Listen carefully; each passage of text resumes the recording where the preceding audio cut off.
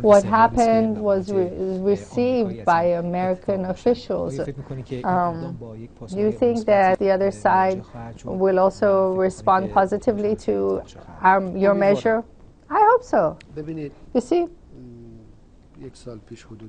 a year ago about, so 3 people crossed our borders.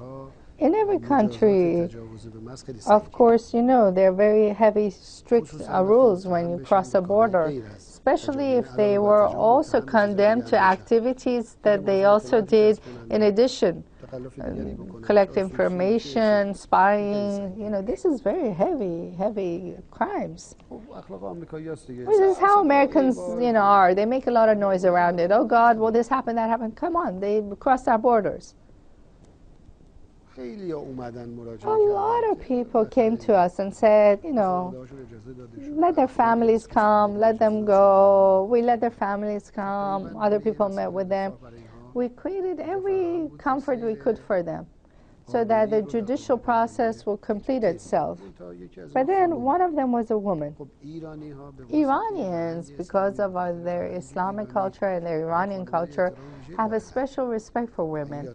If you recall in the story of the espionage case, when the US embassy was taken, women were let go sooner and they were freed. We have a special, you know, status for women in general. The way we look at women is different. We look at them with more dignity, as we give them more dignity than we do to, you know, I mean, we just have dignify women. So the system decided that she should be released. It was a unilateral decision. The judiciary coordinated very well with us and paved the way for her release. In exchange, we have no expectations. No expectations. But naturally, morally, the expectation would be that the U.S. government would take a step to release a number of Iranians that they took from other countries. An Iranian in Thailand, in Georgia, they went and took them and then took them to the U.S. territory. Or an Iranian in the United States who they took, and they said you wanted to export something in Iran. They took them to prison, etc., without respecting their human rights. So obviously in the public opinion, world public opinion, the expectation is that they would release them. It's, you know, it seems that the American authorities are thankless. They've been thankless. No, some of them thanked. Some of them thanked. And they said that release the other 2. Well, I mean, that's the way they look. I mean, it's the superpower mentality. They want more. Okay, fine. But they did thank us. The leader was thanked. The system was thanked.